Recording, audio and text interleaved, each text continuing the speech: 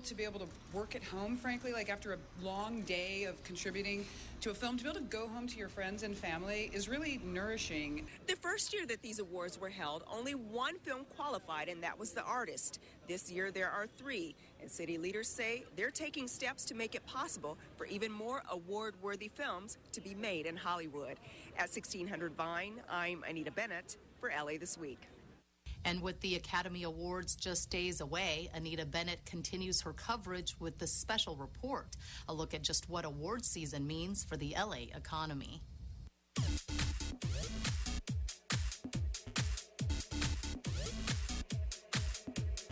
As the stars get ready to shine at the Academy Awards, the city of LA is getting ready for a lot of cha-ching. Everybody dance, dance, dance. It is an economic driver. With all of the travel from people who come here for the awards. The city benefits very, very much from these shows. Each year from January to March, the stars, producers, directors, and tourists pour into LA for the big shows. Between the restaurants, the shops, and even the street vendors, hundreds of millions of dollars are spent in the city during award season. According to a recent study from financial research firm Micronomics, the Academy Awards alone generate more than $67 million in economic activity. And when there's an award show downtown, the Ritz-Carlton reaps the rewards. Being located on this great campus here at LA Live, we're just steps away from a multitude of great shows. Emmys, we have obviously our signature event, most likely is the Grammy Awards. Reggie Dominique manages the hotel. He says during Grammy weekend in January, the Ritz and adjoining JW Marriott were packed. We do a lot of business in our suites, our club lounge. Guest rooms are pretty full as well, so our restaurants are packed as well. So really, it's a big impact to the entire hotel. Including the salon and spa. Once the award show attendees are primped and pampered, that raises the question, what are you wearing? It's got just the right amount of glitter so that it's not gaudy, and it's Christian Dior. Here at this vintage boutique in Hollywood, the gowns are flying off the racks. Award season is insane in the store because we get everyone from stylists pulling for their clients to people who are nominated. Whether you want feathers and beading or something classic, they have it all here at The Way We Wore. So what exactly am I wearing? You're wearing a cashmere and beaded gown by Ralph Rucci. And how much would something like this cost? It's couture, so it's about $2,000. It's a lot of money. It's couture.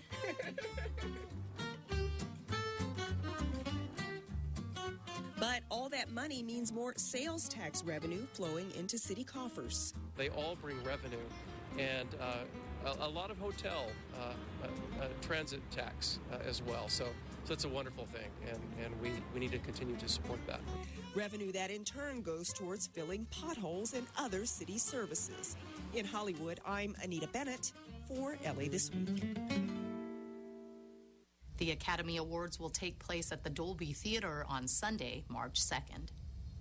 Angelenos are talking the talk and walking the walk to make their voices heard on a national level when it comes to the issue of climate change. Here's Rasha Goel.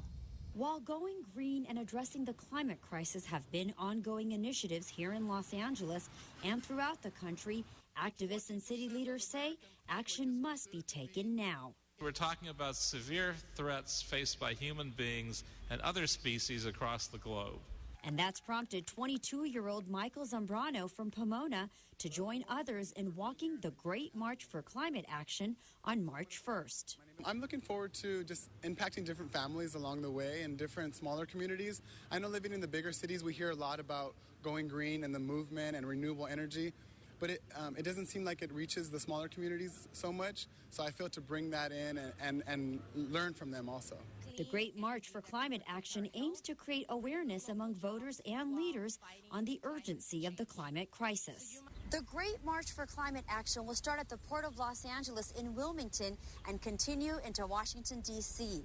The route is about 3,000 miles long, where people will be walking 14 miles a day for 8 consecutive months. We have refineries and other areas that greatly pollute Los Angeles. At the same time, we've taken some really strong environmental steps in the right direction. So I think we're a good place to look at because of that dichotomy. The march will run through 12 states with camps at various sites.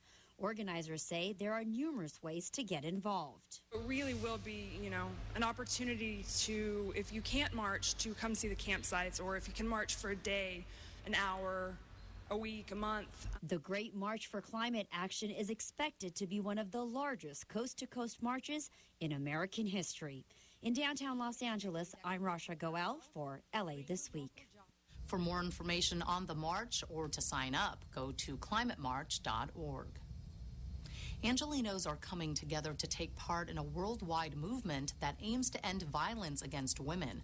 Rasha Goel tells us about the 1 Billion Rising initiative. We are teachers. We are beautiful, beautiful creatures. The dancing, the signs, the support at the steps of LA City Hall were to call attention to a global problem. My mother was sexually abused as a child, and she killed herself as a result.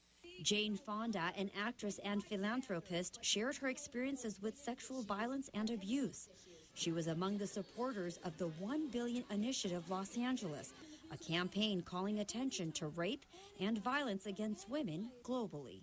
We're not just ending violence against women and girls. We are really changing the world, and we're declaring what justice looks like in each and every community. In Los Angeles, efforts have already been in place. In every single truck stop, in every single liquor store, in every single workplace where we think people are being trafficked, we put up new signs that help those who are being trafficked today, disproportionately women, more people enslaved today than ever in human history, to give them a route out. The name of the campaign is derived from a United Nations statistic that states approximately 1 in 3, or 1 billion, women on the planet will be a victim of abuse or sexual violence in their lifetime. It is true. I know more women than I should that have somehow had sexual assault or have been raped.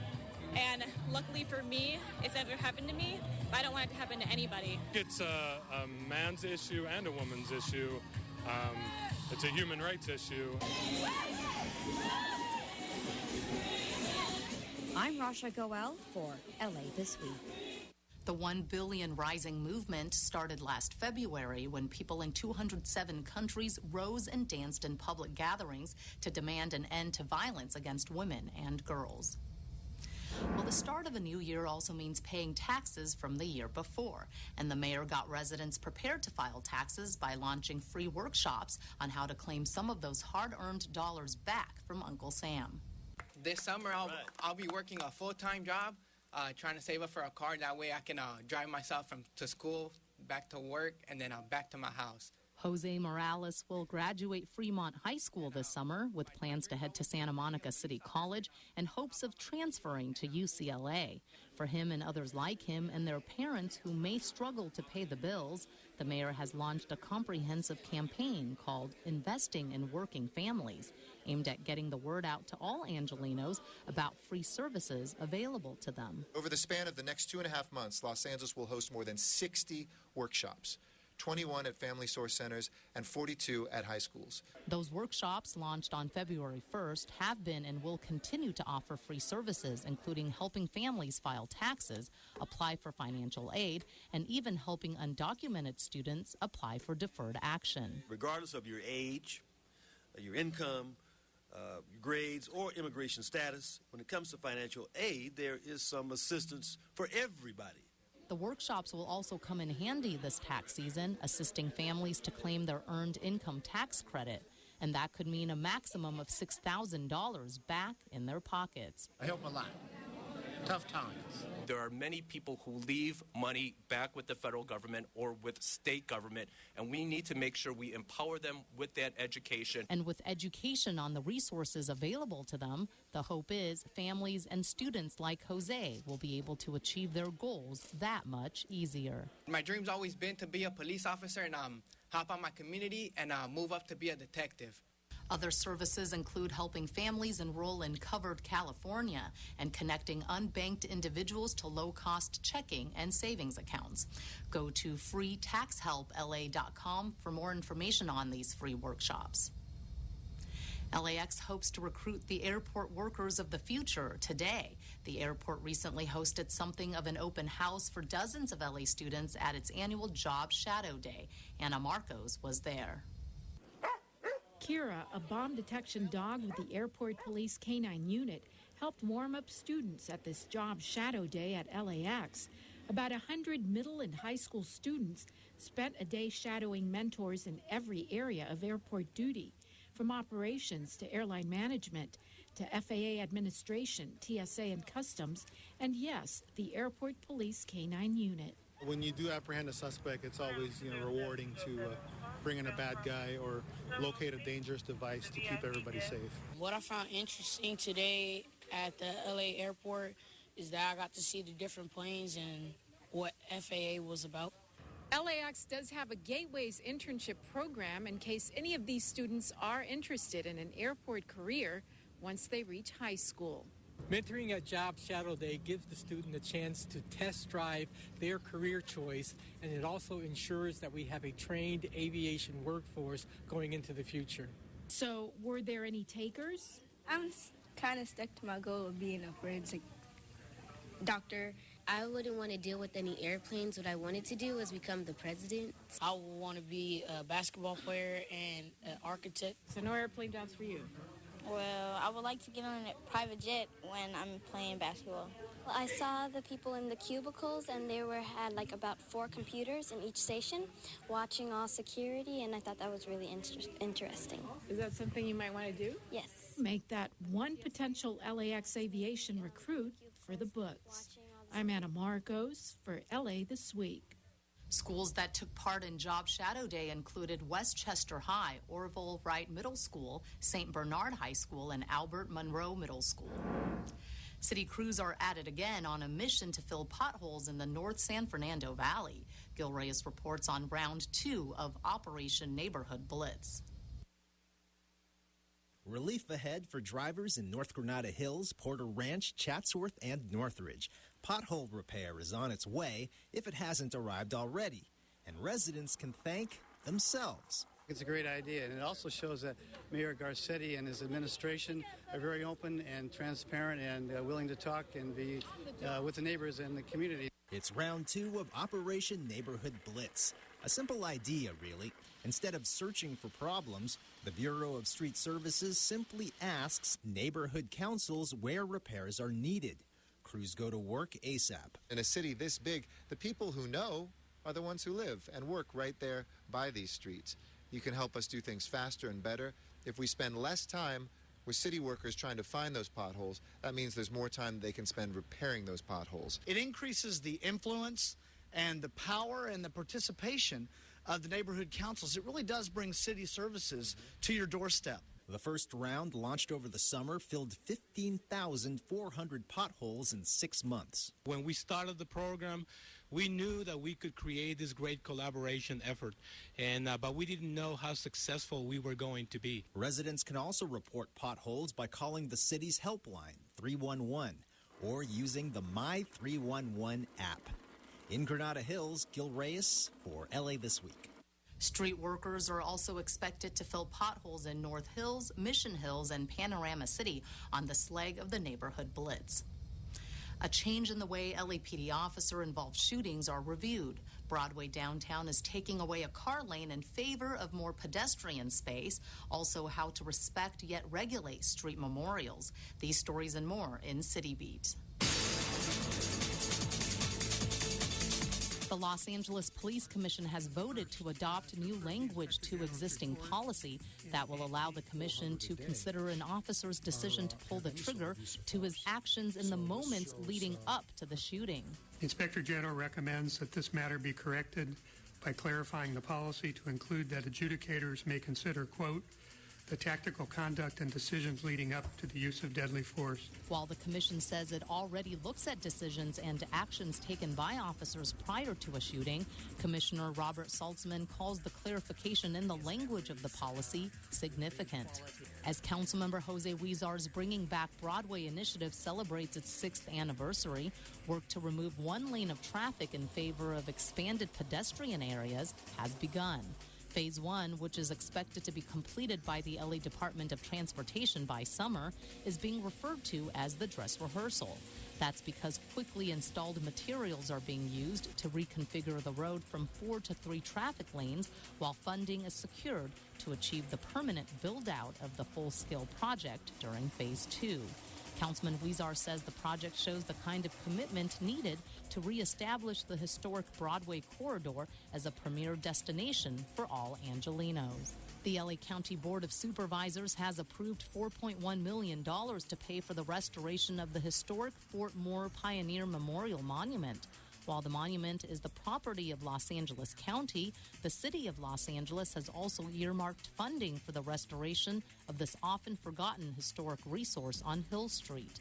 The Fort Moore Pioneer Memorial was dedicated on July 3, 1957, to commemorate the site of a Mexican-American War adobe fort. The restoration will likely include the reactivation of a water feature shut off in a 1977 drought. Informal street memorials like this one are commonly embraced as a way to honor loved ones killed on public streets, but can also obstruct the public right-of-way. That's why Councilman Mitchell Englander has asked the council, which has agreed, to instruct the Bureaus of Street Services and Sanitation to establish compassionate guidelines to allow for the display and removal of temporary street memorials. It was a community park that not many families would visit, but that's about to change thanks to a couple of large upgrades. Yana Kay reports. 14-year-old Ethan Durant is practicing his climbing on this newly installed rope at the Tarzana Recreation Center. I think it's really well done, and it's just fun to climb around everything. And now he'll have plenty of time to climb around as the community introduced 2 new play structures at the park with a ribbon-cutting ceremony. 3, 2, 1, It's really revitalizing this recreation center and providing a place for a safe place for kids to be able to have fun, exercise, and build community. The 2 new play structures were made possible by the hard work of the Department of Recreation and Parks and many community members. I'm full with joy and completion. This was a labor of love. My children grew up at this park. They're now 11 and 14. One play area, which is about 2,000 square feet, is for kids 2 to 5 years old. And the larger 6,000 square foot play structure is for kids 5 to 12 years old. Now, what's really great about these 2 new play structures is that they offer the sun cover so that kids of all ages can play all summer long. Even the big ones. Yeah, they love it. It's all new, so it's a lot of fun. I like the rubber stuff on the ground. That's pretty cool.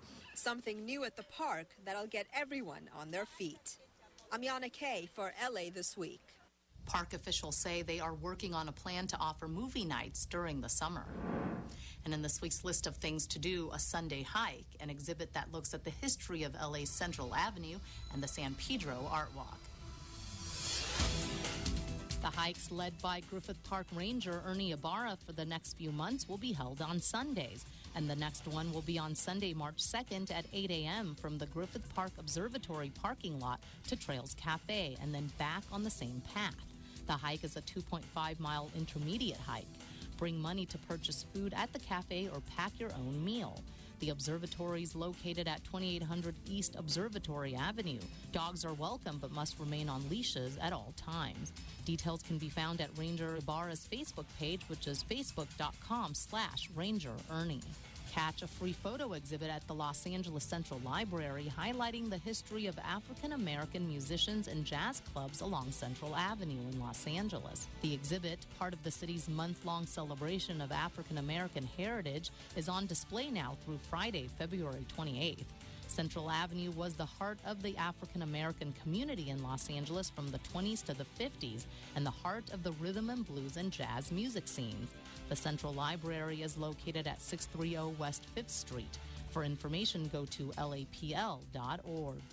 On the first Thursday of each month, the artists, business people, and entertainers of San Pedro celebrate the arts with an evening of open galleries and studios.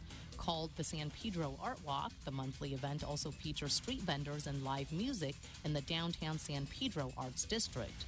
The next San Pedro Art Walk will be Thursday, March 6th from 5 to 9 p.m. between 4th and 8th Streets in downtown San Pedro. Go to firstthursday.com. That's STThursday.com. And that's a look at some upcoming things to do. A Guinness record was set recently in downtown LA as construction crews moved forward with the largest continuous concrete pour in U.S. history. Yana Kay reports. These green mechanical arms are pouring concrete deep below the ground, laying the foundation for downtown's Wilshire Grand project. But this huge undertaking has also cemented its place in the Guinness World Record for being the largest continuous pour ever conducted. It means people are betting big on Los Angeles. It's the time to reinvest here, and I think it's just one of many projects that we have downtown and throughout the region that are bringing LA back. In total, 2,100 truckloads of more than 21,000 cubic yards of concrete were poured over 26 straight hours at this hole at the corner of 7th and Figueroa Streets. We're going to see a real centerpiece for all of Los Angeles, and to continue to challenge ourselves, to continue to push the envelope in directions that downtown LA and the city of LA hasn't been before in the past. The structure, developed by Korean Air, will be 73 stories and 1,100 feet tall, making it the tallest building west of the Mississippi when it is completed in 2017. Project officials anticipate the hotel will create 11,000 local construction jobs and will pump $80 million in tax revenue into the city's economy. I'm Yana Kay for LA This Week. The more than $1 billion project will feature 900 four-star hotel rooms and offices, restaurants, and retail space. Well, before we go today, we want to take a moment to say good luck and farewell to our station manager, Tony Agani, who is retiring. We want to thank him for over 2 decades of service to our station and to the city of Los Angeles. Tony, we wish you all the best. And that's going to do it for this edition. Thanks for joining us. I'm Ellen Chang.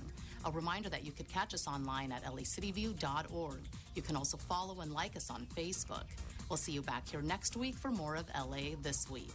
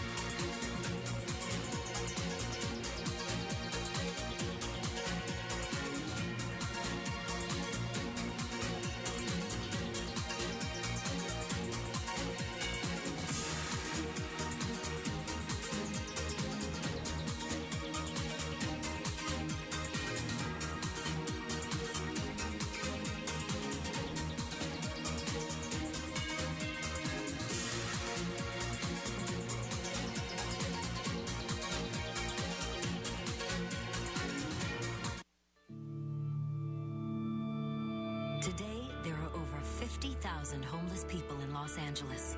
That's more than anywhere else in the U.S. And it costs us over $800 million a year. But there is a solution. One that not only costs a lot less, but also moves us closer to ending homelessness in Los Angeles County.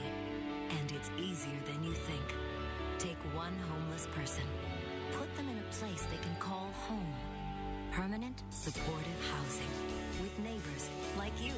Surround them with services and give them the support they need. Do those 3 simple things, and we reduce the cost of homelessness in Los Angeles by 40%. And begin to end homelessness in LA for good. Be a part of this revolutionary solution at homeforgoodla.org.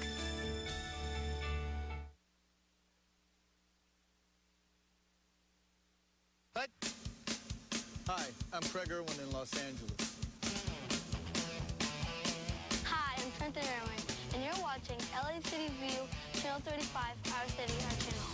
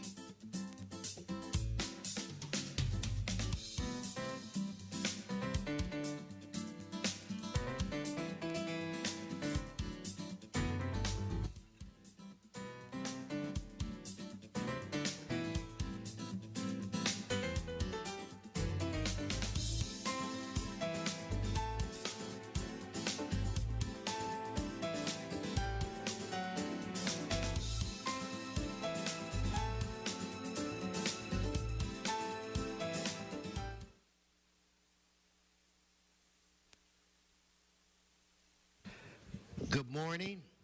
Today is Wednesday, February 26. Welcome to your Los Angeles City Council.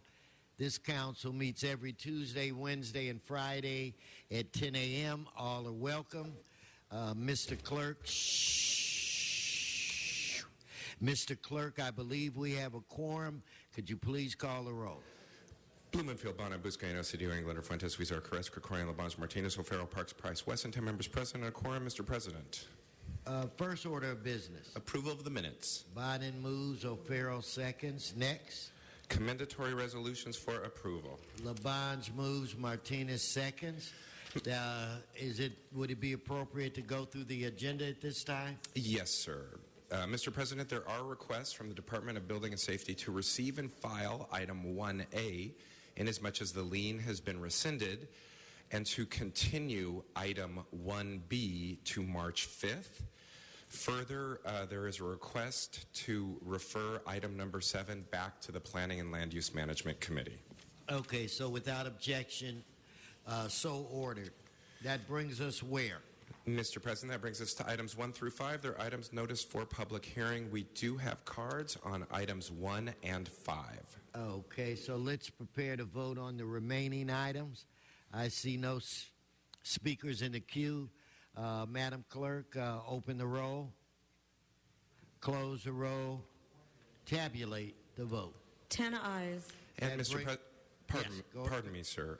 Unless reconsidered later during today's meeting, those ordinances will go over 1 week for a second read. Well, as soon as we get to 12 members, if you would remind me, and we will immediately try to deal with those issues, okay, the ordinances. Very good, sir. So that brings us where? Items 6 through 11, they're items for which public hearings have been held. And for item 6, the Office of the City Clerk reports that 80.84% of the ballots cast were in support of establishing the Arts District Los Angeles Business Improvement District, and 19.6% were opposed. Accordingly, the proposed establishment may be authorized. Okay. So, members, specials. Oh, Mr. Huizar. President, number 6 for a technical amendment, please call that special. Okay, let's hold 6 at the request of Mr. Huizar. And let's prepare to vote on the remaining items. Let's open the roll, close the roll, tabulate the vote. 10 ayes. That brings us where, Mr. Clerk? Items 12 through 20, sir. They're items for which public hearings have not been held. 10 votes are required for consideration. Okay, so without objection, those items are now before this body. Do we have cards? Yes, sir, we do. We have cards on items 16 through 20. Again, 16 through 20. Okay, then let's prepare to vote on the remaining items. Let's open the roll, close the roll, tabulate the vote. 10 ayes. Okay, so it's a little early for us to go into the special meeting. So, so again, let me ask the clerk, does this bring us to presentation portion of? Yes, sir, it does. Okay, then I'll defer to Mr. Tom Labange if he's ready. Mr. Labange, you're there with my newly found friend. Mr. President, I want you to meet the 101st Consul General who's in Los Angeles with a full office from Angola, Consul General Artin Martineau. Thank you. From Angola. Give him a round big of welcome. applause. Say a few words. Welcome. Just 30 seconds. Say hello. Okay. Thank you. Thank you. Thank you, Mr. President. I am very pleased to be here at the LA City Council as a Consul General of Angola. The city of LA represents a lot of the government and the people of Angola. I am glad to start working with you and to let you know what is Angola want to do in LA. We like to work in a lot of sectors like agriculture, tourism, education, and and Port City also.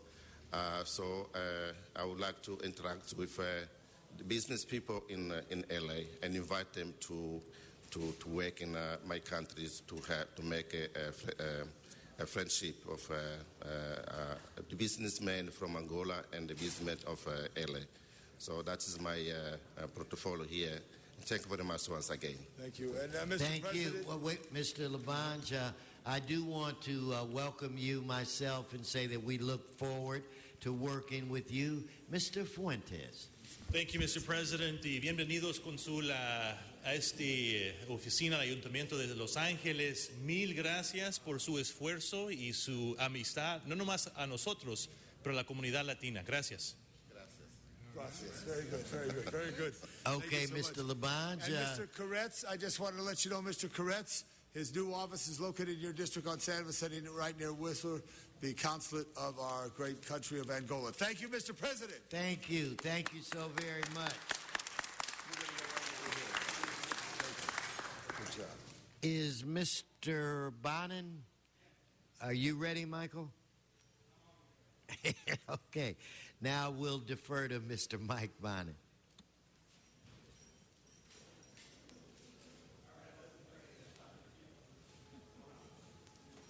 And family.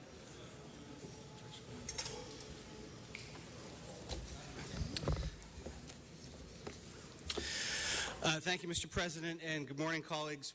Colleagues, one of the big surprises in this job is finding out how often I need to sign paperwork congratulating people from retiring from our airport.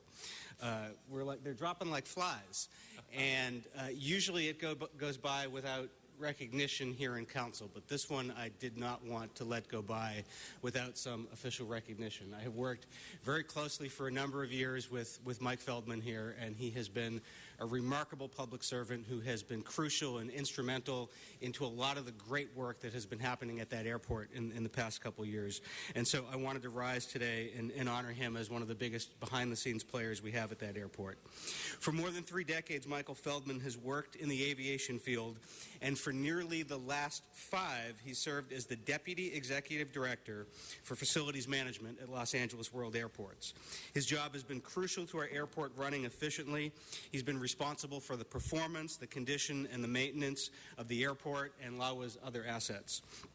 Michael helped improve LAWA's asset and facility management practices, and he was key in the implementation of an enterprise asset management system, which planned, scheduled, and tracked all maintenance work performed on LAWA's existing terminals, its airfield, its parking facilities, and its roadways.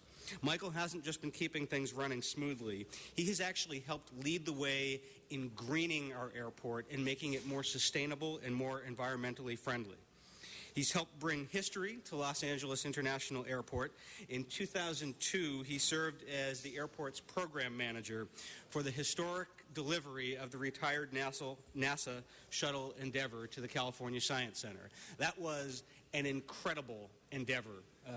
Pardon the pun, sorry. That was actually unintentional. It was an incredible endeavor that required agencies from throughout the region to work together to make sure this incredibly beautiful asset could make its way safely from the airport to the Science Center. And Michael was a fundamental and key player in that. And all of us who appreciated that, and all of the school children who get to visit that on a regular basis owe you a lot of gratitude, Michael. Mike began his career in aviation in July of 1980 with the Environmental Management Bureau as an assistant planner at what was then known as the Department of Airports. A couple decades ago, you may not know, we actually had an airport department that had an acronym that was DOA.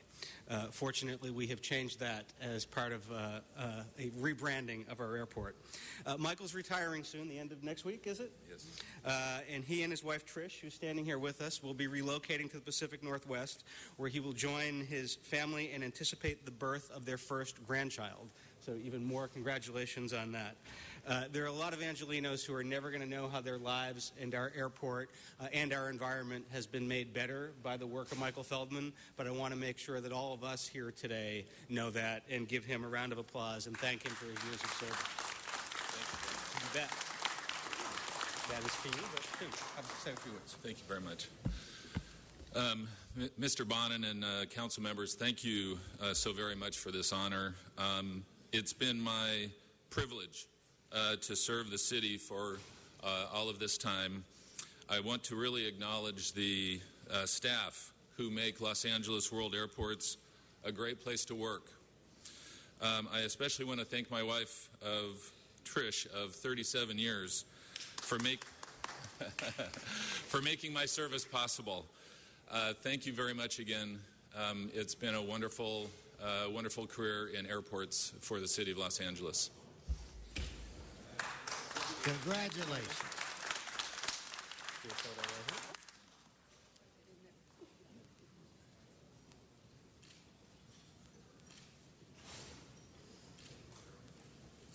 Thank you, Mr. President. Thank you, Mr. Bonin. Thank you. Awesome. Mr. Clerk, we do have 12 members. I believe there are a number of ordinances that we can quickly deal with. If you'd identify those, I'll ask for reconsideration, and then we will vote on them again. Very good, sir. Those are items 2 through 4 and 12 through 15. Again, 2 through 4 and 12 through 15. Okay, so let's vote on reconsideration where it relates to those items. Let's open the roll, close the roll, tabulate the vote. 13 ayes. Okay, now, how many of these can we vote on now that didn't have? Can we vote on all of these? All of them, sir. Okay, so now, members, we're going to re-vote on these ords. Madam Clerk, open the roll, close the roll, tabulate the vote. 13 ayes. Mr. Bloomingfield, are you ready to proceed? Okay. We defer the floor to Mr. Bloomingfield.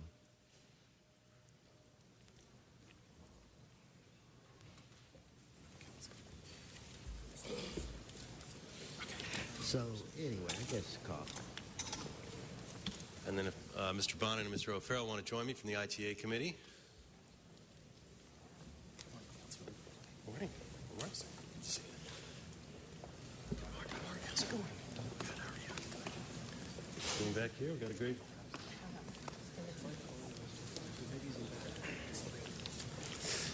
Well, thank you, Mr. President and colleagues. One of the great privileges that I get as chair of the city's Innovation, Technology, and General Services Committee is to bear witness to and highlight the great accomplishments of the men and women of the Information Technology Agency. ITA, headed by General Manager Steve Reniker, makes everything from email to the Los Angeles Community Broadband Network possible. But today, I want to recognize the entire ITA team. We've got Ted Ross, the Assistant General Manager, Mark Wolf, Madeline Piquillo, the entire team here. It's because of their hard work that millions of Angelenos have access to the critical information via our official LA City website, lacity.org. And so it was with great pride that Council Members O'Farrell and Bonin and I are here to recognize the ITA. In fact, it was Mr. O'Farrell who accepted a special award on behalf of ITA when he was at the League of Cities in Seattle, I think it was last year. That's when ITA was awarded a top finalist in the 2013 Best of the Web Award by the Center for Digital Government and Digital Communities program. The center, what they do is they recognize city, county, and state governments for outstanding portals and websites based on innovation, functionality, productivity, and performance. ITA completed a major redesign and content refresh of lacity.org that I'm sure everyone in this room and everyone who hears my voice has seen that website, the official website of the City of Los Angeles, and they completed that last year. The update was carried out with a minimum budget on a part-time basis because we have a crackerjack team that was able to do that at the same time keeping up with the support demands of over 40 websites for elected officials, the 311 system, and so much more. You know, given how sprawling Los Angeles is, the importance of our virtual presence cannot be understated. And especially as traffic worsens and technology increases, the opportunity for creating virtual services and the opportunity that's created by this team behind me, it will be instrumental to moving this city forward and making this city the premier city that it could be, it should be, and it will be. Los Angeles is very fortunate to have such an innovative team managing the city's website, a team that is recognized not only in this chamber, but is recognized by experts in the field, and that's why we're here today to congratulate you. So congratulations on that. And if before we present the certificate, if my colleagues would like to say something. Sure. Thank you. Thank you. Thank you, Mr. Chair. Being a city nerd has never been so cool, let me tell you. And we are led by Bob Blumenfield, who is the definition of cool and hip. Or nerd. And I just got to let you know, when I went to Seattle and accepted this award on behalf of the city of Los Angeles, when they mentioned Los Angeles, there was a buzz in the room, and the people just kind of parted as I stepped forward. And I realized what a big deal this really is, and how important the city of Los Angeles is to the rest of the country to be mentioned in this great award. I would like to extend a special thank you to Bob and to Mike, the vice chair of this committee. I congratulate the city of Los Angeles' ITA for receiving this prestigious award during the trip to Seattle. Speaks volumes about the performance and productivity of the agency, as well as the diligence of its highly skilled staff. Indeed, our city's website displays effective governmental efficiency, innovation, usability, functionality, service delivery, and is very much deserving of this reward. As the birthplace of the internet, which Al Gore and I invented, we are proud that the city of Los Angeles has begun to embrace technology, and the successes of the ITA are a testament to its growth through its accessibility of city services, its live audio-video services. Our website has become a powerful tool for innovation and service delivery in the city. So again, congratulations, and a special shout out to Bob for his leadership in helping pave the way for citywide free Wi-Fi service to those in our communities that need it the most, arguably.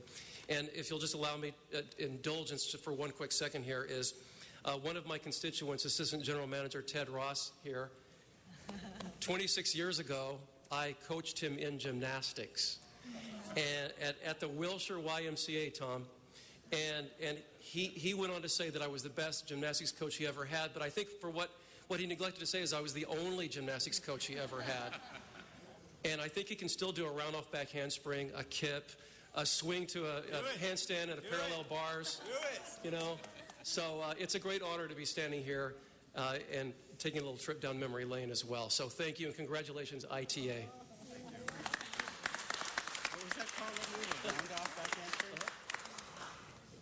I actually think Ted has done a round-off back handspring, and the rest of the department has. To have gotten this award and to have done what they've done at a time when their staff has been shrinking, their budget has been shrinking, and our investment as a city and as a government in technology has been shrinking, is actually a pretty gymnastic feat. And I think you all deserve extra recognition and extra credit for the fact that you've done that.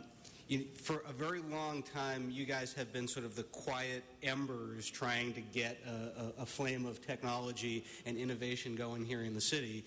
And I'm hoping now, with Bob's leadership and with Mitch's leadership and with what I think on this council and elsewhere in city government is the most innovative and tech-savvy government that Los Angeles has ever had, that we'll start breathing some oxygen and some money and some investment into this department. And if so, this is just the beginning. You ain't seen nothing yet. Now, Mr. Wolf, you're going to speak on behalf of the agency. Good morning, council members. Thank you very much. Councilman Blumenfield, Councilman Bonin, and Councilman O'Farrell, we really appreciate your support in technology and helping move the city and ITA forward. This is a great honor for us to be accepting the award. We've been recognized by Government Technology, which takes a look at municipal, state, and federal agencies across the nation. So we were awarded a top finalist for the Best of the Web category, and we're very proud of that. And we really appreciate, all joking aside, we really appreciate having 3 council members on ITGS that really get technology and that are behind it and supportive. And I think with their help and with all of your support, we'll help move the city forward with transformation leveraging technology. So thank you all very much. We appreciate ITA Executive Management, appreciates the team that's with us today. It's as a result of their teamwork and talent that we were able to accomplish what we've done. So we look forward to further accomplishments and transformation going forward, and thank you again for this acknowledgement. Let's give him a big hand. Hey, Mr.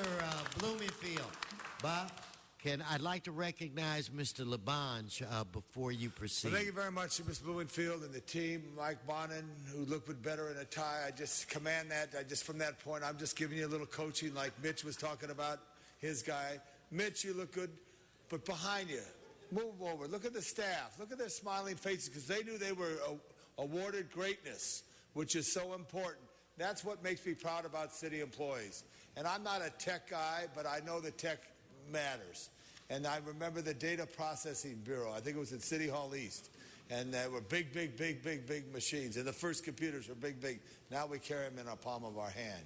But the 311 operators all the way down to those who go to our field offices to connect us to the city system, all my staff thanks you for the work that you do in the public too, in our neighborhood councils, and trying to get it. Information is knowledge is power, but doesn't happen unless ITA does his job. Thank you so much. Congratulations on that award, all of you. Take a picture with the award. Sure. Just want to get everybody in here. So. Can I borrow your tie? Sure. Actually, I have a drawer full.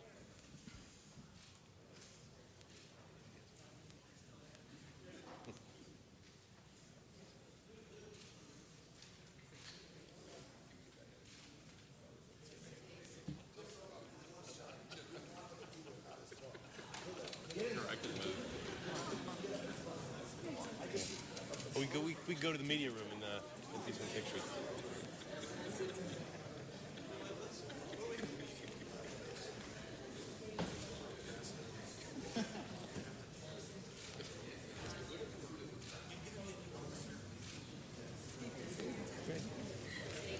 Thanks. Congratulations. Thank you very much. Absolutely. Congratulations. Yeah. Thank you. Thank you, everybody. Thank you very much. Thank you, Councilman.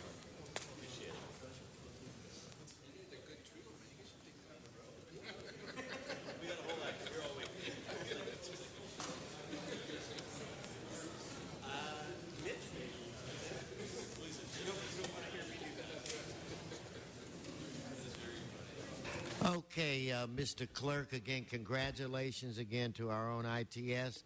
Let's go to item 5. Item 5 held special by cards.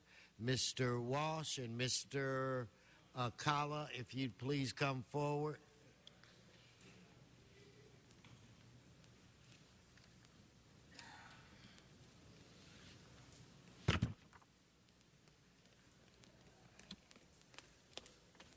I've been told by the chairman in 5 seconds to get to the mic. I'm 70 years old.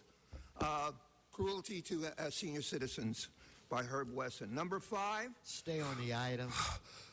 Can I breathe? Stay on Categorical exemption.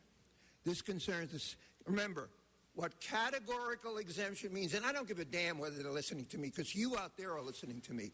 That means they can break the rules. That means an exception. That means somebody came in and made a deal for a categorical exemption from city engineering and ordinance consideration relative to a storm drain. Well, the storm drains will have a test this weekend, and they will either fail it or they will pass it. But this allows them to do any damn thing they want, a categorical exemption. And if you live in that neighborhood, Orla Vista Avenue, watch out this weekend, HollywoodHighlands.org. The flood is coming. Mr. Alcala. Mr. Herman, the applause is a disruption. Please refrain. 1 minute only. I do expect to be disrupted by city council because that's what they know what to do to the speakers. Stay on the item. and you Yeah, won't be the storm disrupted. drains, yeah. You know what? Half of LA is going to float to the ocean because the storm drains are not in shape. I know that. It happens every year. The hills wash down and the mud runs free. This city is a mess. And I hope it eventually washes into the ocean and we start over. Nice and clean with a good place to live for everyone. Not so many homeless people on the street. Stay on the item. I did. Storm drains are not good for homeless people. All right, let's prepare to vote on that item. Let's open the roll. Close the roll. When you turn your card in late, you turn your card in late. Let's open the roll, close the roll, tabulate the vote. 13 ayes. Okay, now we want to go to item 16, called special by Mr. Murphy, Sean Murphy, and Juan Acala. Item 16. Yes, good morning, Mr. President. Item 16, it's a good item, might be good for the city. Mr. Acala.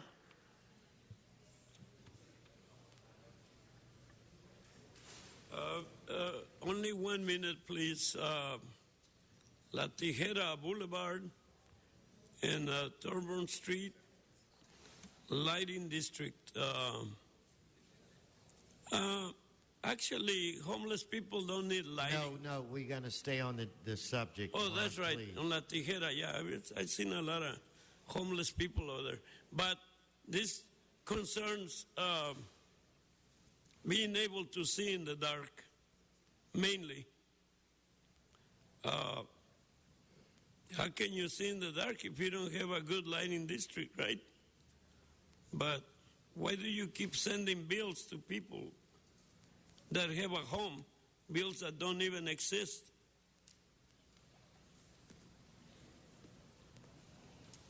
All righty then. Let's prepare to vote on this item. Let's open the roll, close the roll, tabulate the vote. 13 ayes. Okay, now we're going to do item 17, called special by Mr. Walsh, John Walsh, Juan Acala, and Mr. Herman. Please come forward. Mr. Walsh, relax. Stay on the item. Stay on the item. Okay. I'm a little out of breath. Number 17. I don't want to be thrown out of this meeting. Communications from the Bureau of Street Lighting relative a hearing date for the maintenance of the Crenshaw Boulevard Lighting District. This is in the African American section of the city, and there shouldn't even be a hearing date for the maintenance of this. This is racism. Everybody knows. Come to Hollywood, please. You see how all our side streets are lit. That's because we're white people. Go to the neighborhoods like Crenshaw and Rodeo Drive and see how little lighting there is. And what do they blame the crime on? The color of their skin. No, the reason there's crime is because everybody, black, white, and brown, know that you can go to Crenshaw and the lights won't be, there'll be very little lights, and you can attack minorities who are walking the street. That's why we're asking for the maintenance of the Crenshaw Boulevard district. We think it's very important. And the Bureau of Street Lighting has done a good job in Hollywood because our skin is white. If you're white, that's all right. If you're brown, you can stay around. But if you're black, stay back, stay back, stay back. Civil rights song. Long live Malcolm X. Okay, Mr. Acala, followed by Mr. Thank you. 1 minute only. I'm not sure at this point whether the homeless on Crenshaw Boulevard are a minority or... Speak to the issue. Yeah, the issue is lighting, good lighting for minorities. Yeah, Crenshaw Boulevard is a minority area. I know. I ride my bike everywhere, and there are holes on the street, and you can see them in the dark. Sometimes you land right on your, you know what? Derriere, the French say. I said, you land on your ass because there's not good enough lighting. Yes, city attorney, you do look like the monopoly man. Stay on the issue. Mr. Herman, you know, start Mr. Herman's time. He's just refusing to cooperate with. No, you come and speak on the item, and I called you twice to get here 2 minutes. I have a right to get to the No, you are not going to be able to speak at all unless you speak on the item. Item 17, hearing in an African-American neighborhood. Arguably, is this what we want?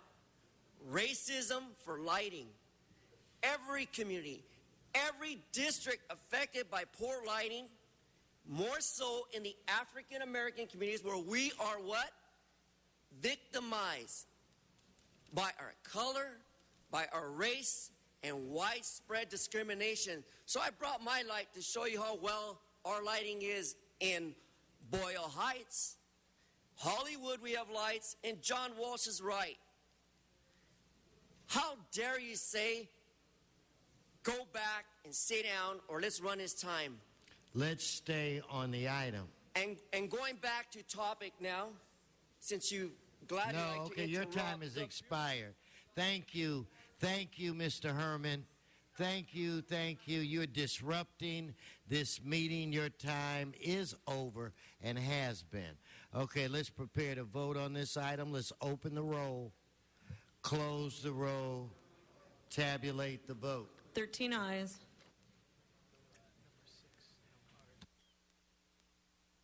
Okay, Mr. Weezer, are you ready on item 6? Yes, Mr. President. That item could move forward. We've fixed some of the technical items, and we're going to bring that forward in the future. But after we vote on it, we could send it super forthwith, please. Okay. Let's prepare to vote on item 6. Let us open the roll, close the roll, tabulate the vote. 13 ayes. We're going to go to item 1. Forthwith. Urgent forthwith. Without objection. Okay. Item 1, we've got Mr. Sean Murphy, Mr. John Walsh, Mr. Walsh passes.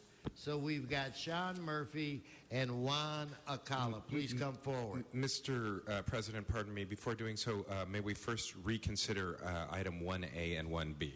Okay, then on those items, let's open the roll, close the roll, tabulate the vote. 13 ayes. Okay. Yes, Mr. Murphy. Yes, item 1, I am against the liens. Thank you. Thank you. Mr. Acala. Yes, on this item,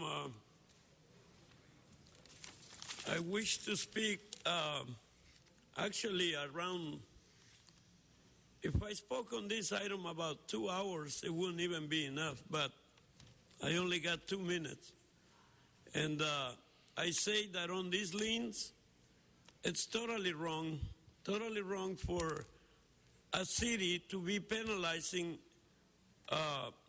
homeowners with liens for everything. Lien for $62,000? You know how much money that is to a homeless person? Damn.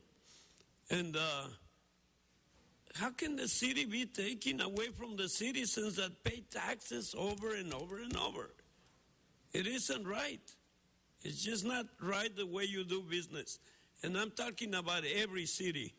Go to Arizona, you can't even do business if you're gay.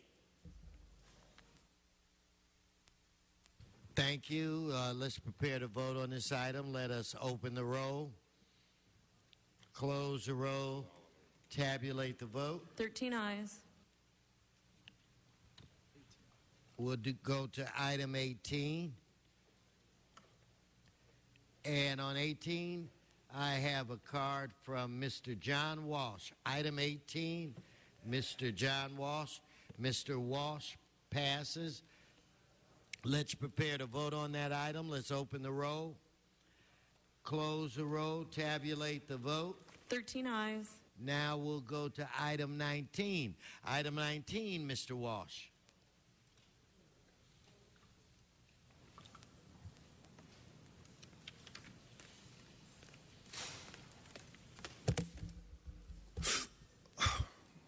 Number 19, this concerns bond allocation for mortgage credits. Remember, we have, besides pensions, our number one problem in the city is a massive bond debt. And you want to put another $7 billion in bond debt to fix the streets that you allowed to fall apart. We need a bond debt moratorium now. Some of you will be leaving the city council in a few months and others in 2 years, your time limit. What your legacy to this council is crushing bond debt. And what are they going to do? Allow our streets to fall apart. And remember where the streets fall apart first. Forget about what's east and west. North and south is black and white, and south takes it up the butt. HollywoodHighlands.org. Okay, let's prepare to vote on this item. Let's open the roll, close the roll, tabulate the vote. 13 ayes. Okay, now we'll go to item 20.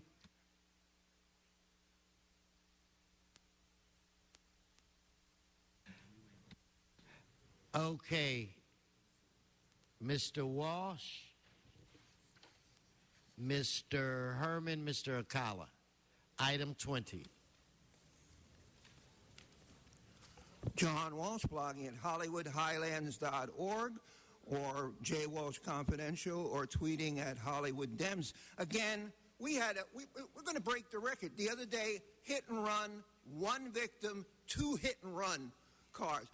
Everybody, 99% of those who are, this is a reward concerning hit and run.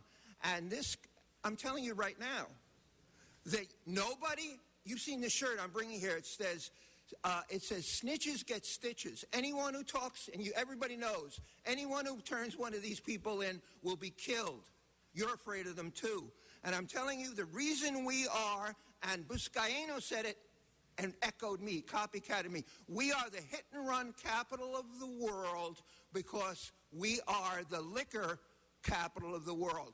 No more than 50 to 100 feet do you have to travel in this city to buy alcohol, get in, and most of the victims, of course, are minorities. Malcolm X lives. Thank you, Mr. Akala. He's absolutely right. The more liquor you sell, the more hit and runs you will get. And guess what? You keep issuing liquor licenses, especially in minority areas. He's absolutely right. You know, everything he tells you comes true, and he can whip your ass any day politically because he knows what he's talking about, and you are just meandering and pondering and... he has not talked about this issue. Get back on the item, Juan, please. Oh, the item, yeah. Reinstating the reward, yeah, for convenience. You're not going to solve any of these hit and runs. You know, sorry to say that. Well, you're a little better than Mexico. They got a lot more hit and runs over there. So, one of these days you'll catch up with Mexico. Don't worry. Mr. Herman. Once again, is it convenient or convenience that we have these rewards in offer to the life of a loved one? Should we continue offering rewards when we continue to give permits for alcohol license to mini marts? Oh, I can't walk 10 feet to it, so maybe if it's 1 foot from my door, I can roll out of bed and have an extra drink. But this is the problem with Los Angeles. And that problem continues not just in California, but throughout our minority bad areas where you have bad business for consumption and hit and runs. We've become not just the staple of hit and runs, we become the capital of hit and run. And Mr. Krikorian will vouch for me. As you see, he's not going to speak about it. And again, we have Mr. Busquiano, an ex-officer of the law. Who would you think would be best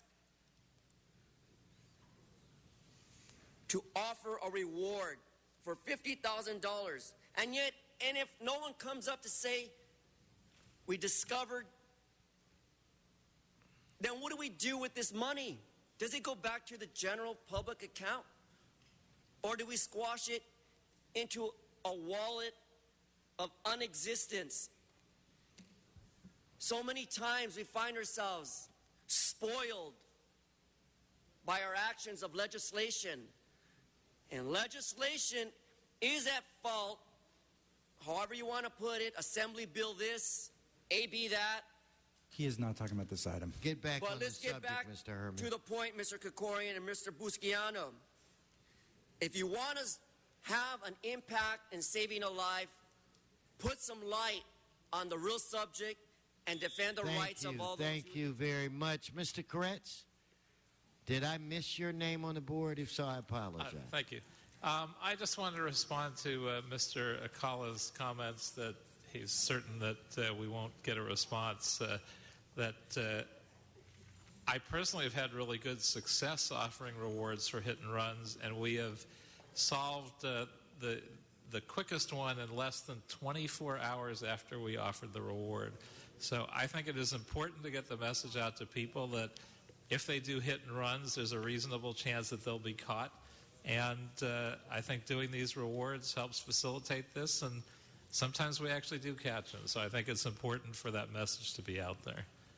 Thank you so much, Mr. Koretz. And yes, our reward system does work. We just arrested 4 individuals in the killing of a 7-year-old boy in the district that I represent. So hopefully all goes well in court. With that said, let's prepare to vote. Let's open the roll, close the roll, tabulate the vote. 13 ayes. Okay, Mr. Clerk, let's recess the regular meeting and go into the special meeting. Very good, sir. Blumenfield, Bonner, Buscaino, Cedillo, Englander, Fuentes, Huizar, Koretz, Krikorian, Labange, Martinez, O'Farrell, Parks, Price, Wesson. 13 members present and a quorum, Mr. President. Mr. President, item 21 is an item for which a public hearing has not been held. 10 votes are required for consideration. So without objection, that item is now before us. Steve Diaz, I thought I saw him earlier.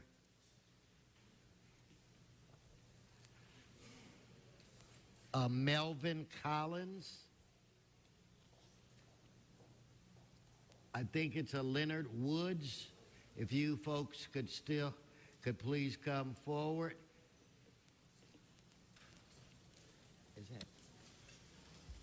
Good morning, Mr. Weston and the rest of the City Council. Today, my name is Steve Diaz, and I'm here with LA Can, and I'm just here for item 21 and say that we're in full support of this money being allocated to the Alexandria Hotel for major systems repairs that include plumbing, electrical, and heat. It's our understanding that the developer is going to be working with tenants to ensure that this happens, and we're in full support of this occurring. Thank you. No, thank you. If I could have the next speaker, please come forward and identify yourself. My name is Melvin Collins. I live in the Alexandria, and I really support anything that's going to make that a better building. The problem I have is that this construction has been going on now for 7 years in the building. And I have reached 80 years of age, and I don't know if I got another 7 to wait for it to get done again. I think that the City Council needs to put a little bit more teeth into this and make sure that these things happen, and we just don't go on continuously with this construction. Thank you. Well, thank you. Mr. Woods. Good to see you. After Mr. Woods, I think it's Iko Yoshi. If you please come forward. Yes, sir. Congratulations, Mr. Wesson, for your promotion. I hadn't seen you since you was up there. Long time. Thank you. Yes. Listen, I was here this morning to talk about the proposal of the $4 million, but I had a conversation with the owner and Mr. Manuel, and I approve of the proposal of the $4 million. But I was just having concern about certain things that needed to be done, that should have been done, but wasn't done. So as it goes for me, I approve of this proposal, and I assume he will stick by what he said. Okay? Thank you. Thank you. And thank you for coming down. And it is good to see you again. Thank you, sir. Echo, I see you in the back. Come on down, followed by Mr. Herman and followed by Mr. Akala. Good morning. My name is Eiko Yoshi. I'm living in Alexandria Hotel. Money is supporting and forward. Thank you for help us. Thank you very much, President. No, thank you for coming down. Mr. Herman, followed by Mr. Akawa, followed by Mr. Walsh. Are we through with the redevelopment agency, the CRLA? Why should any taxpayer have to provide an endowment, an allowance, and help for the Alexandria when the whole issue here is about affordable housing, the abuse? The Supreme Court's ruled under Assembly Bill AB 1X26 to abolish this agency and redirect the funding to the state of California. However, all you Angelinos, think about it. Cause and mission of the CRA, redevelopment. Instead, to improve your neighborhoods, our neighborhoods? No. It was aggressive action. How? Instead, taxpayers' money was subsidized for commercial development. Failure by the worst excess of an agency, which is you. All of you involved with the CRLA.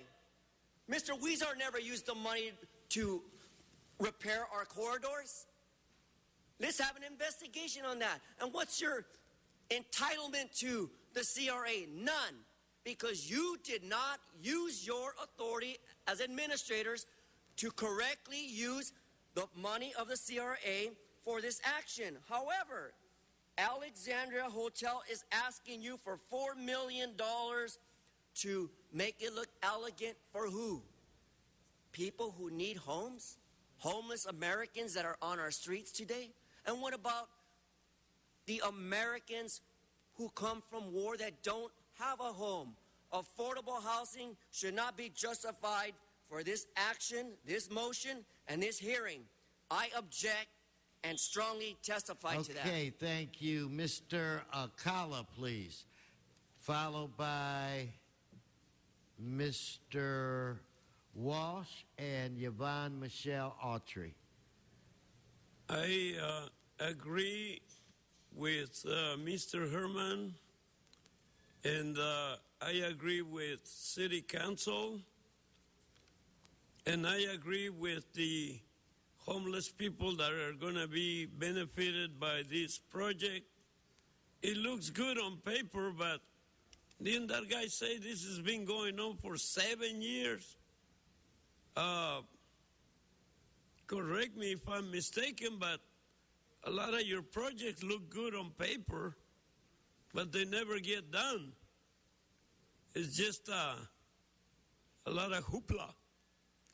At any rate, if you do renovate this old, dilapidated, roach-infested hotel, I've been there. I know what it looks like.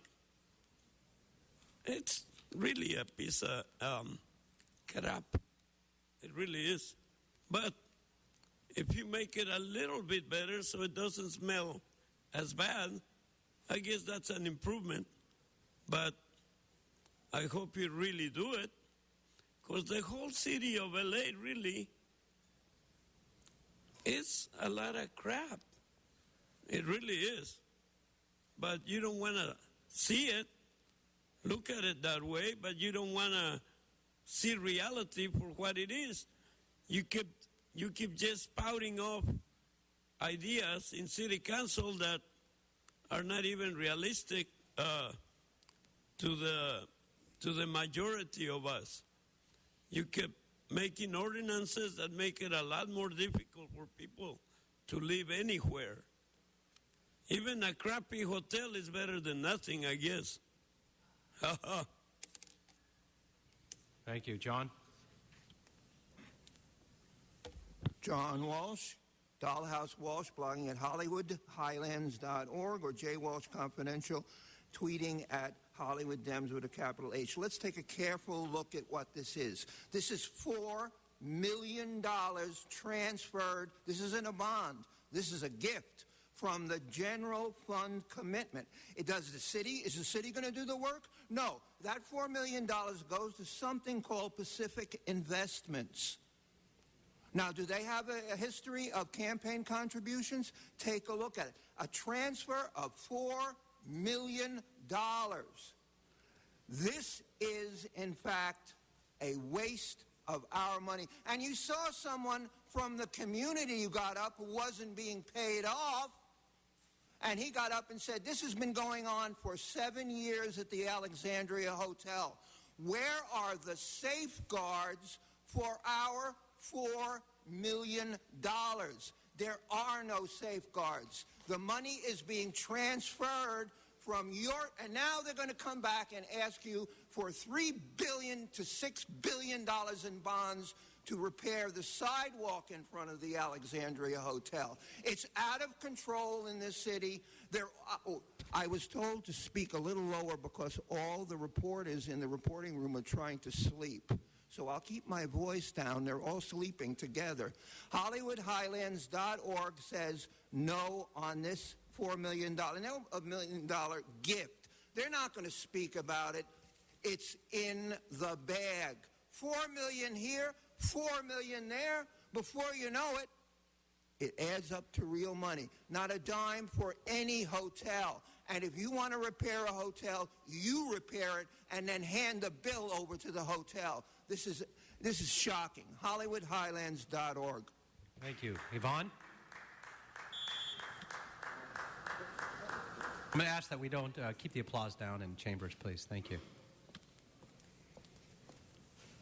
Well, as a member of LA Can, I'd like to support my colleagues and, for the record, make sure that this money will be used for the water, heating, lighting, needs of challenged people, physically, mentally challenged people, senior citizens, so they have access to elevators and whatever amenities that they need. Again, for the record, to make sure that that is resolved and recorded so that we do not have any disputes in the future regarding that sum of money. And also, just for the record, I think if this money could have been made available 3 months ago when Fernando Squared was in pursuit of a nonprofit status so that we could maintain the accessibility and availability to that business's services, we might have been able to allocate a portion of that money to convert the profit, again, Fernando Square, which is a stationery store, into a nonprofit community accessible type of a community center. As a result of Mr. Shomoff, who has raised the rent 100%, a favorite and much loved Fernando Square, one of my favorite places, has been closed. I can no longer sing karaoke and copy my documents, books, newsletters at affordable prices because he has chosen profit over people. I understand that there is no regulation. The government cannot intervene in terms of laissez-faire. But there should be something that we can do to maintain some type of reasonable rent, even though you cannot intervene. If monopolies exist, the government cannot regulate rent. 100%, 200% rental increases is unfair, it's unheard of, and it's horrible. It is ridiculous. He was well-loved, he had a faithful patronage, and he should have been allowed to obtain funding to maintain or to convert his profit into a nonprofit community center. Thank you.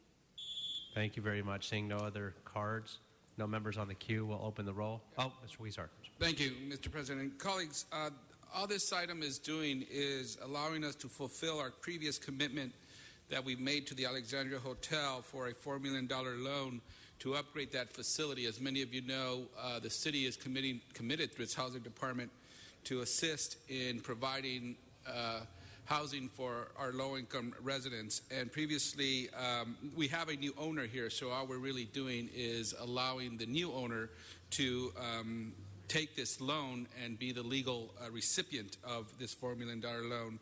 So I want to first thank the Housing Department, Rushmore Cervantes, Manuel Perez, and others for helping move this as quickly as possible. We do have a deadline, and we need to move on this quickly, and we were able to move this as swiftly as possible so that Alexandria gets the repairs it needs. It's one of the oldest buildings in downtown Los Angeles that has beautiful architecture, but some very old infrastructure. We need to make sure that we maintain it properly for the residents who live there. So thank you. I urge an A vote and ask that this go forward super forthwith upon approval, if approved. Thank you. Great. Thank you very much. Seeing no other speakers on the queue, we'll open the roll, close the roll, and tabulate the vote. 12 ayes. Okay, and that'll be sent forthwith as well. Without objection. Okay. That's, Mr. President, do you wish to adjourn the special and return to the regular meeting? I do, please. Thank you very much.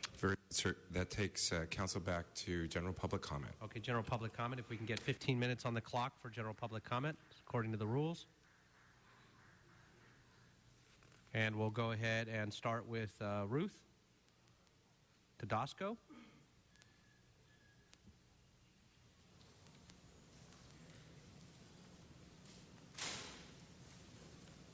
Good morning. Good morning. I'm Ruth Tedesco with the Global Women's Strike LA, part of the LA planning meeting for International Women's Day event. This is an urgent appeal for support for the International Women's Day event. This is the 15th year that the International Women's Day event has been held in Los Angeles. The past 4 years, we were glad to get a resolution signed by City Council members 4 years in a row. And this year, we're hoping we will yet again get another resolution from you. However, this is the first year after organizing an International Women's Day event in LA for the past 14 years that we will need additional support from you. We are having a concert and poetry reading featuring local artists to honor the women of LA City, their contributions and efforts in caring for communities, in leading efforts for justice, for their caregiving work, and more. We are scheduled to have a concert in MacArthur Park Bandshell on March 8th. However, we were being charged a prohibitive $2,000 in fees and have a deadline to pay by Friday, February 28th. After we asked the Board of Commissioners of the Department of Recreation and Parks to waive the fees, they made an attempt to work with us and have reduced the fees to $1,296.94. There is no way that we can pay this. There are others here to speak further on the International Women's Day event. Thank you. Great. No, thank you very much. Sydney Ann.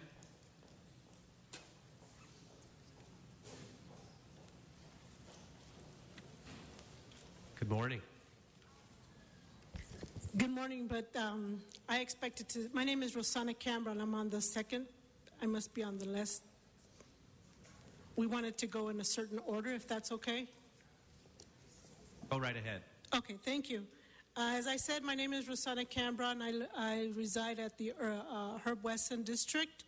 And we all know how undervalued our mothers are, our daughters are. As women, we are regularly undervalued of our work and our contribution. We are an unfunded volunteer group that wants to honor women of this city with a concert and recognize all of the hard work and contributions that they make. So we would really ask for your assistance. We know that there may be some discretionary funds that might be available to help us in this effort. And we really are willing to thank you publicly if that is necessary, but we really urge all of you to consider helping us in this effort. Thank you very much. Great. No, thank you very much.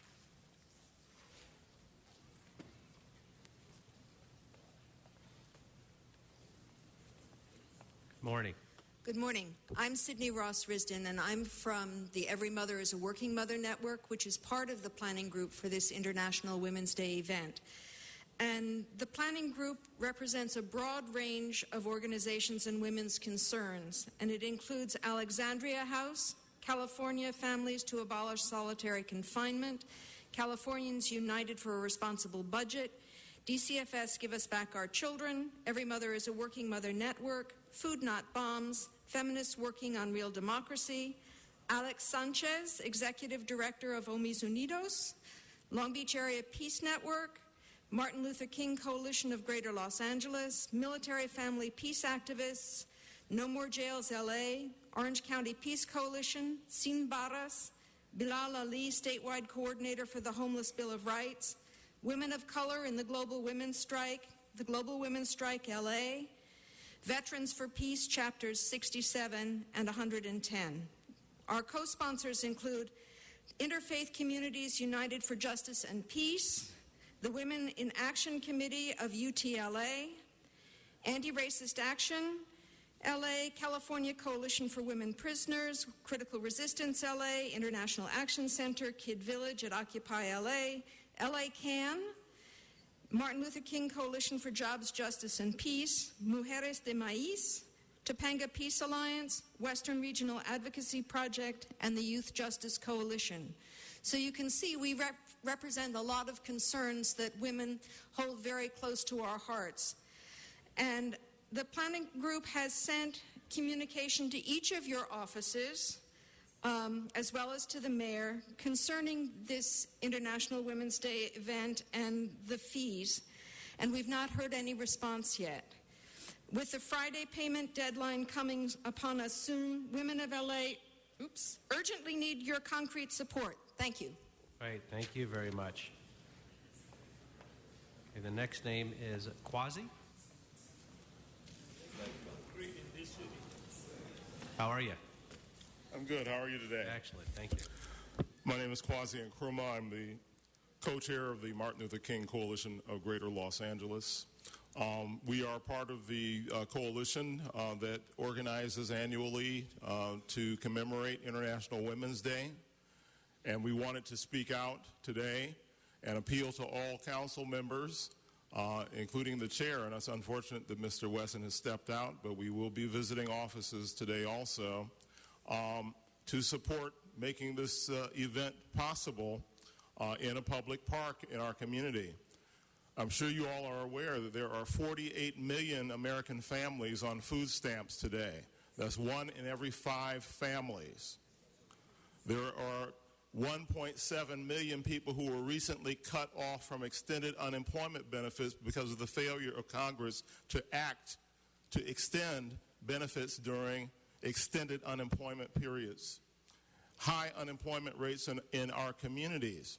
And it's in this environment that the International Women's Day event here in Los Angeles is being called to focus on the impact that poverty is having on women and children in our communities. We think this is something that the city of Los Angeles needs to be very concerned about, and that's why we're coming together around it. We'd like to commend the City Council for acting on the funding for the work on the Alexandria Hotel. Obviously, this is very critical. The conditions of women and children are very, very critical in our communities today because of the acceleration of poverty rates. So we have to appeal. This is why the activity was planned for a public park, which is inexpensive. Most of the organizations which work on this are voluntary organizations who do their work without funding. They are already expending resources to do the outreach, et cetera, on this program, and very much need your help to make sure that International Women's Day is commemorated in our city this year. Thank you. Great. No, thank you very much. Sean. On it.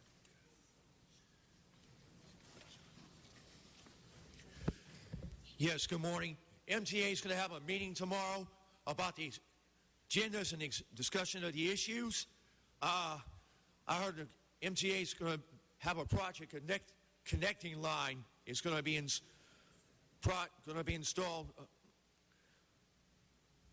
Still going to have the meeting March 29th about the fare increase. $4 million to fix a hotel. Oh man, it's too much. That's $4 million of the church renovation at St. Charles. That's what they're paying for.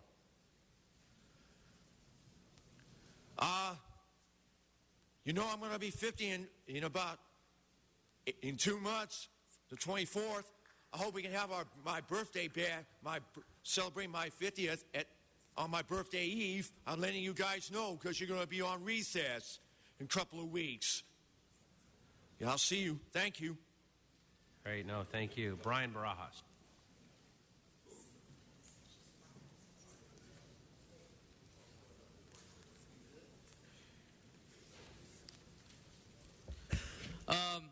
I just turned in a new leaflet from LaRouchePAC.com. It's called Drought.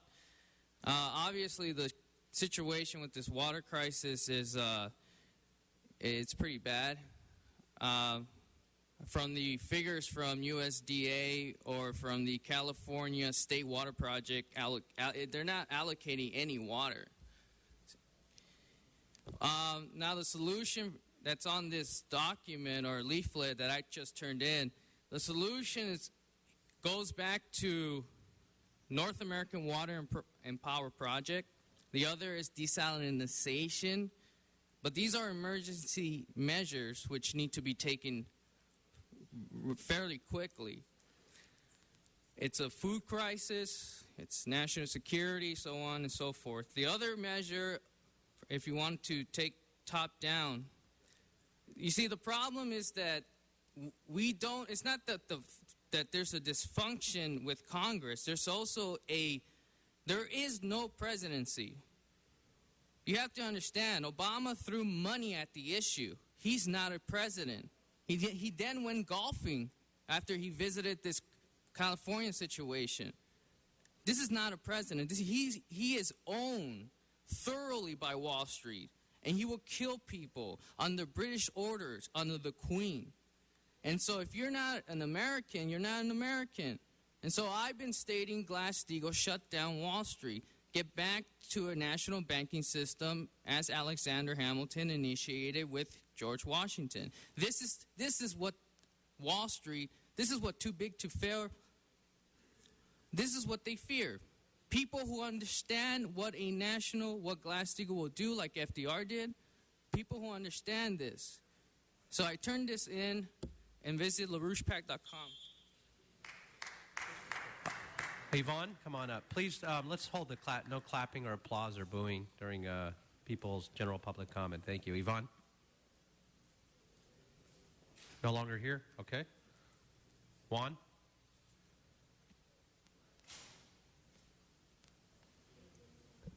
The ladies are right.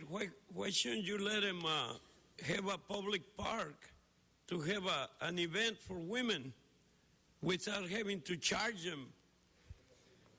We already paid taxes on the damn park. Why do you have to charge the women to go and have an event? This is a stupid city. Anyway, my other comment is, if you're gay, don't go to Arizona because you're not going to be allowed to do business. See? We're a much more progressive state because half our city council here is gay and we're okay. The other item that I was going to talk about is that I'm going to run for mayor this time. I ran for city councilman, and that didn't work out because you miscounted my votes. I didn't want to recount the whole election, but you said I only got 3 votes? That's pure bullshit, I know. Oh, by the way, I'm going to have to curtail my language. I can no longer call you dickheads or bullshit or any of that. I'm going to be a politician. I'm going to run for mayor. I got to be politically correct. like you all. Bunch of bullshitters. Anyway, I'm not going to say that anymore. I promise you. Anyway, you're making me laugh, man. Oh, yeah, well, that's the main thing. I'm going to run for mayor. Please vote for me, City Council. I almost love you. Almost. I don't really love you. Go to hell.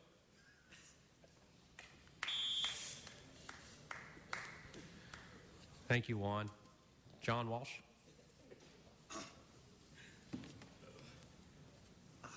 I didn't have to run because Herb's not here. John Walsh, blogging at HollywoodHighlands.org or jwalshconfidential.wordpress.com, tweeting at Hollywood Dems. Let's start with people say, you got a nerve talking like that. You're white. Previous incarnation, I was an African American. The reason I'm white now, it's a demotion. I was not a good enough African American. Now I'm a lower class white person. Okay, let's start with what happened yesterday. There was an incredible scene here that they covered, wasn't covered except at KNBC. Someone claimed in a call that there was a gunman on the roof. The LA Times didn't check it out. They put it on their website, and a mini riot occurred. I didn't call it a mini riot. NBC television called it a mini riot. Blame that on Devan Maharaj. As far as come to Hollywood, and we will see what happens. Their sewers will be tested to the limit. If you want to know what's happening with Ron Calderon and the whole story, come to my website, HollywoodHighlands.org or J. Walsh Confidential. See, remember, we now have a 30-day moratorium on all building permits in Hollywood because of our winning the lawsuit. After that, only certain building permits will be extended. It isn't in the Times. It's on our website. Incidentally, are you curious on what the FPPC, Fair Political Practices Commission, fined an ex-mayor of the city of Los Angeles? And we have it right from their documents on our website. You will not find this out for the people sleeping at the reporters sleeping over here. HollywoodHighlands.org to find out who got fined by FPPC. Thank you, John. Mr. Herman.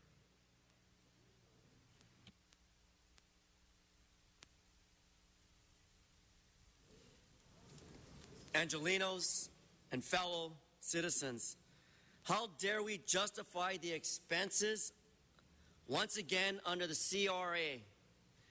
It's been abolished. Jerry Brown, Charlie Brown, thank you, Sacramento, because you abolished the demise of the CRA, and it just only puts a light damper on Mr. Jose Huizar's continued projections of what LA Live would be for all of you. But those of you who can't afford it, stay home. Stay home because you're not safe in Los Angeles, thanks to Jose Huizar and possibly Mr. Herb Wesson, who doesn't care to listen as he talks on the side over there to hear the valuable points, the bullets that I'm speaking to you about. So when you badly criticize a city, you do it in a way that badly reflects dishonorable corruption and lies of our fellow administration here. And who's to say that Mr. Huizar did not have sex here at City Hall with his fellow employee? Who's to say that Michael Englander is not having so you're problems out of time. marital-wise? We're But 27 minutes over at the 15 minutes, so... Mr. Speaker, I would let you finish, because but the that was a result 15 of your minutes of public interruption comment, is so this. I'm letting you know that. If you like women and you're married, honor your marriage. Honor your marriage, sirs. You get it? Because you have lovely women that you would rather F up your marriage for just for a 5-second little pee-wee. And that's all you're able to do. And Mr. City Attorney, when you turn your back to me, you might be a result of this, Dion. So be a lovely household man and sit down, Mr. City Attorney, and let me finish this point. The city must work on completing projects already in progress. Thank you, Angelenos. Okay, thank you very much. So with that, that concludes public comment, and thank you very much. So with that, we have no other items. Any members, do you have any announcements? Mr. President, Council has motion for posting and referral. Okay, those items will be posted and referred. The desk is clear. Okay, great. Members, do you have any announcements? Seeing none, are there any adjourning motions? Seeing none, that clears the desk, and we are adjourned. Thank you.